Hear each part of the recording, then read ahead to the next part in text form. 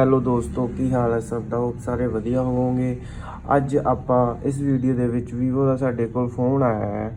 ਇਸ ਦਾ ਨਾ ਵੀਰੇ ਆਪਣੇ ਕੋਲ ਨਾ ਗਲਾਸ ਚੇਂਜ ਹੋਣ ਆਇਆ ਹੈ। ਇਹਦੀ ਨਾ ਟੱਚ ਤਾਂ ਉੱਪਰ ਮਤਲਬ ਵਧੀਆ ਵਰਕ ਕਰ ਰਹੀ ਹੈ, ਬਟ ਜਿਹੜੇ ਸ਼ੀਸ਼ਾ ਉੱਪਰਲਾ ਉਹ ਆਪਾਂ ਚੇਂਜ ਕਰਕੇ ਦਿਖਾਵਾਂਗੇ ਤੁਹਾਨੂੰ ਇਸ ਵੀਡੀਓ ਦੇ ਵਿੱਚ। ਤੋਂ ਤੁਸੀਂ ਨਾ ਸਾਰੀ ਵੀਡੀਓ ਧਿਆਨ ਨਾਲ ਦੇਖਣੀ ਹੈ। ਆਪਾਂ ਸਟੈਪ ਬਾਈ ਸਟੈਪ ਸਾਰਾ ਕੰਮ ਕਿਵੇਂ ਕਰਾਂਗੇ। ਓਕੇ।